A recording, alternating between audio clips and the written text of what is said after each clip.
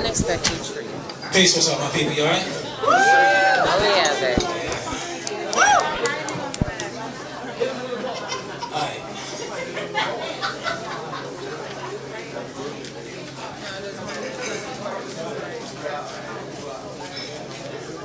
So, I'm gonna start off with a little bit of call and response. Send it to you. I got you. Get the story out. First, big shout out to everybody coming out here tonight. It's packed up in here, which is beautiful. Big shout out to homie Jeff in the back. Shout out to Cream for highlighting. Get up on it tonight. And so, when I say when the truth speaks, y'all say just listen, but rising up a little every time I say it. Cool? So when the truth speaks, just listen. When the truth speaks, just listen. And this is the nature we call life. I've been feeling out of place since birth.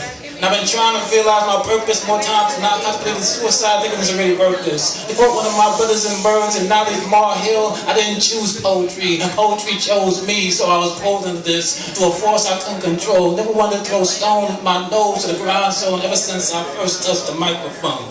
And at times the journey has felt so cold, so I looked at myself at the man in the mirror and asked myself, am I the only one? After all the twists and turns in this roller coaster ride and spoken word, I guess that's why I dubbed myself Brooklyn's lost son. Finding my path on this road to redemption, to finally accept the solace of my mind, body, and soul, taking the heart, whatever I was told, was taught to speak my mind, even if it meant being so damn bold.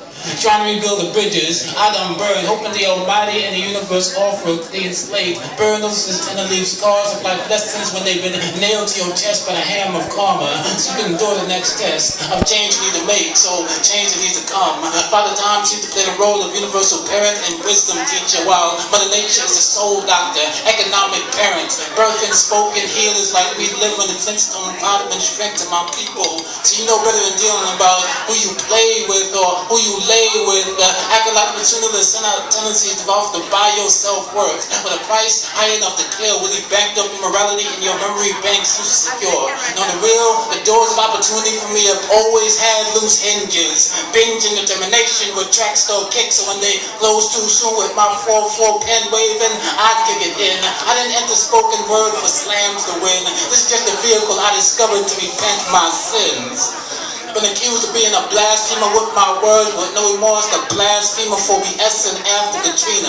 Maybe all this is just design of a prophet's torment with the pain of the world on the shoulders and one of the stripes of a man black ice, then mention the lone soldier.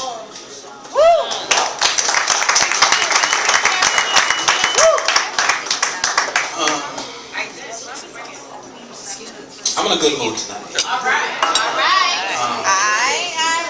Mostly because a lot of things are happening in my life right now. So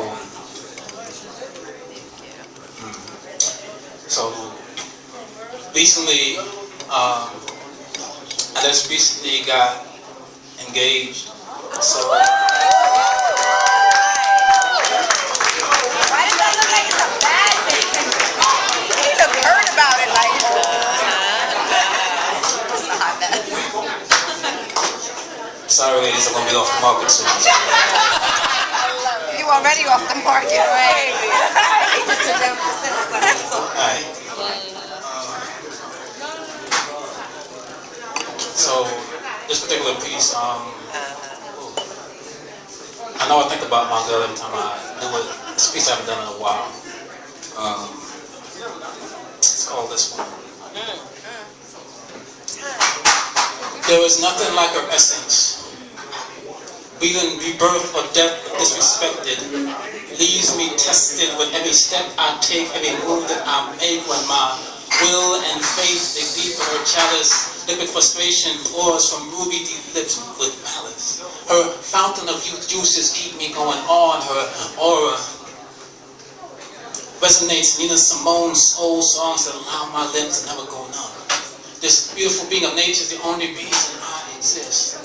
See, I have to keep her in good health so my heart stays alive. I must, because if I don't love this life, if I don't love this woman, I'll die. As soon as I entered the room, my eyes tasted her smile. Nose swallowed her scent, and mind with a hot bowl of dreams from her oil with our future grandchildren seasoned in. 5 seconds away from telling this natural figure of beauty, thank you in advance. For giving my solar system of sorrows through light entering this lonely orb with the illuminating shine, there was something about her that made my third eye cry these words into my mouth.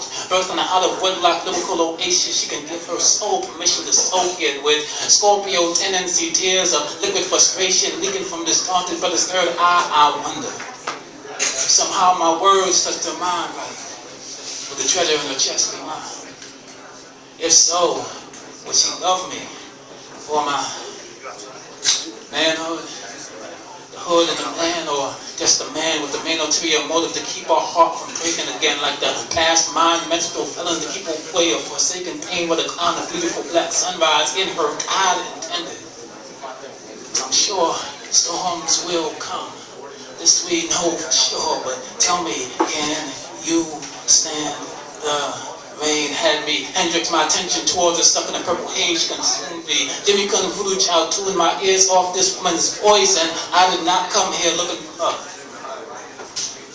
Nah, I did not come here looking for love, but it found me at first sight like Mary J. For some reason, LL's found the way girl played in my head. Gamba was calming yet still uncalm, like giving my mind an erection my penis can't hold a candle to.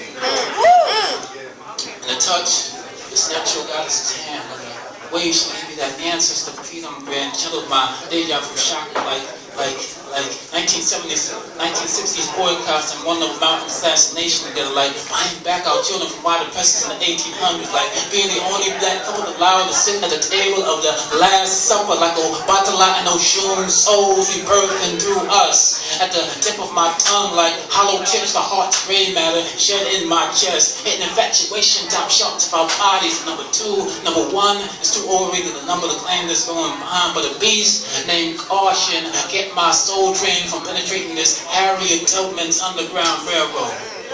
Out in the future journey we see destined for, feel like something was telling me beautiful disasters like solar eclipses to a man like me should only occur once in a lifetime. With some risk, worth the profit, and our profits the profits. So this time, brainstorm's power and cloud hope for us. This woman with the Coretta Scott entity of miracles. This woman with the Isis Eris anointed masterpiece of Phoenix.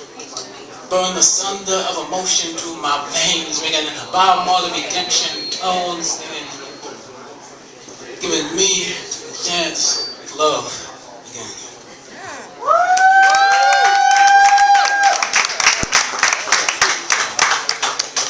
This is gonna be my last piece. Before I go, let y'all know that I do have books and CDs on sale tonight. This is my first book, this is my second book. This is a CD called Brooklyn's Lost Son. These are part of the same series. This first book is 7, the second book is 10, and CDs are $5. So,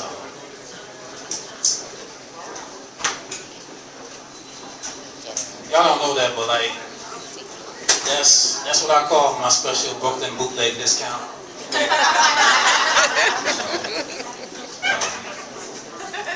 Yeah, you know. So this is my last piece I dedicate to my father. It's called Into the Bible.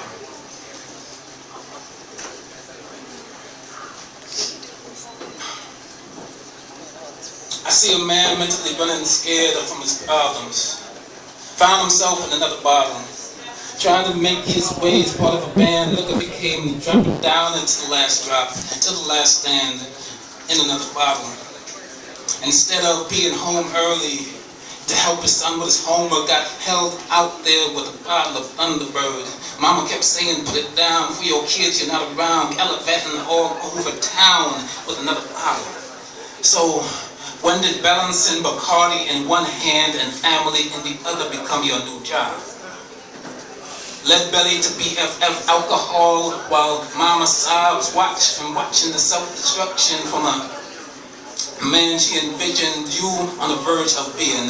Seeing your jack of all trade skills can be traded for more and more liquid courage that you didn't need. She told stories of all the work you were capable of doing, myself in amazement, a father who was a black Renaissance role model. Then the times came, out till late dead of night, mama alone with most of us asleep. I'm restless, yet not in my bed, hungry, cause you said you'd be back with dinner. This went on to be a constant. Mama saw you no longer a winner or a prize in her eyes, but she still loved you. Though going through one of her own personal pain, what did you have to gain? What did you have to gain in remaining on this moonshine-fueled road? Well, rest assured, the air reprimanded unfolded as she told you off. As I grew, I never told you this. Like Gil said, saw pieces of a man who started no longer existing, resisting the urge like mama almost did to give up on you fully, in silence, thinking to myself, this is how he gonna do me.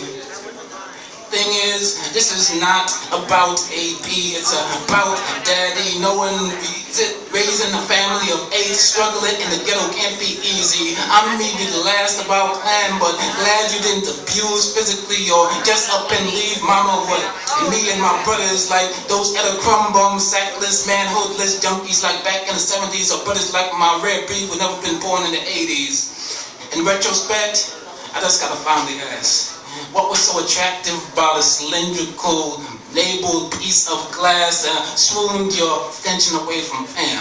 Did the stress of it all hit so bad less of a damn was given? What happened to the man that gave you my first guitar at 13? Maybe that's why when I left high school after dropping out, I followed in your drunken Budweiser, Heineken and vodka footsteps. But I was able to slow it down to occasional sip. Just thinking about all this now is a trip to my conscience, all in all. Daddy, I'm not as mad as you as all this frustration makes me out to be. Not even mad at mom for cussing you out the way she did with good reason too. Now as a grown man, I'm just trying to understand your point of view. What's your side of the story that I never knew before? These questions may or may never get answered. A mystery probably best left idle. Thing is, I'm so goddamn tired though of seeing parts of you still lost in another bottle. Peace.